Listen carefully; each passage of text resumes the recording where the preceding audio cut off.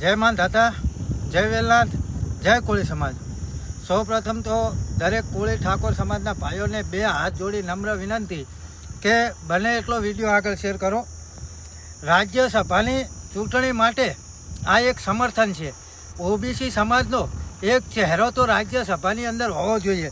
તો મહેશ્વરાનંદ એ ભારતીજી એક પોતે સાધુ છે અને એમને આપણે સમસ્ત ઓબી સમાજ દ્વારા આપણે એને જાહેરમાં સમર્થન આપીએ છીએ।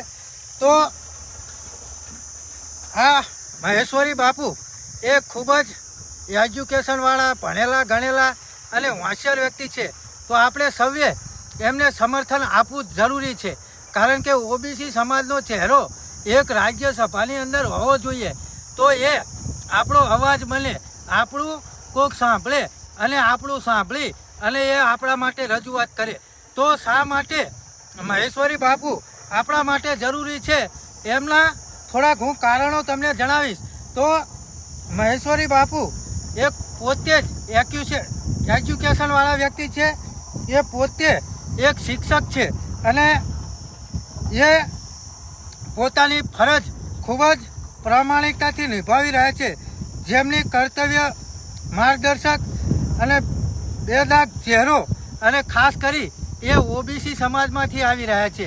અને આગળ વાત કરીએ તો ભૂતકાળની અંદર દાહોદ જિલ્લામાં કર્મચારી મંડળના પ્રમુખ તરીકે પણ એમને ખૂબ જ સંતોષતાપૂર્વક એમને પોતાની સમાજ પ્રત્યેની જે લાગણી છે ને એ ખૂબ જ કઠિનતાથી નિભાવી છે।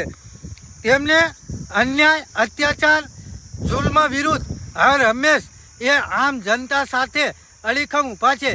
કોઈ પણ યુવા હોય, શિક્ષણ બાબતે હોય તો હર હંમેશ એમનો એક મિજાજ રહ્યો છે।